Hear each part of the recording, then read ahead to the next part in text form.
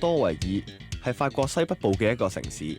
8月嘅時候，嗰度就會舉行第一屆亞洲馬球杯嘅比賽，將會有3支嚟自香港嘅馬球隊伍參賽。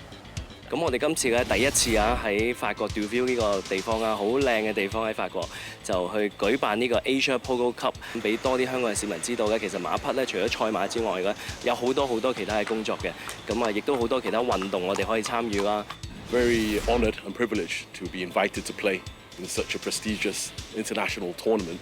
Usually, Deauville, this international polo club, it's for professionals and some of the top players in the world. So as an amateur, a novice player from Hong Kong, absolutely thrilled and excited. Say hello. 香港嘅馬球運動員大部分都係業餘性質。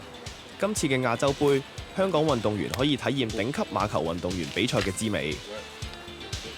咁我哋每隊咧都會有3個香港嘅 polo player， 連埋一個當地嘅法國嘅一個 pro， 同我哋一齊打呢個比賽，好興奮，亦都覺得好唔真實，所以今次能夠飛到法國咁遠打比賽，真係覺得好榮幸。咁我哋之前嗰啲比賽咧，只要係喺天津或者係喺泰國嘅曼谷嗰度做比賽嘅，咁今次去到歐洲咧，呢都係第一次。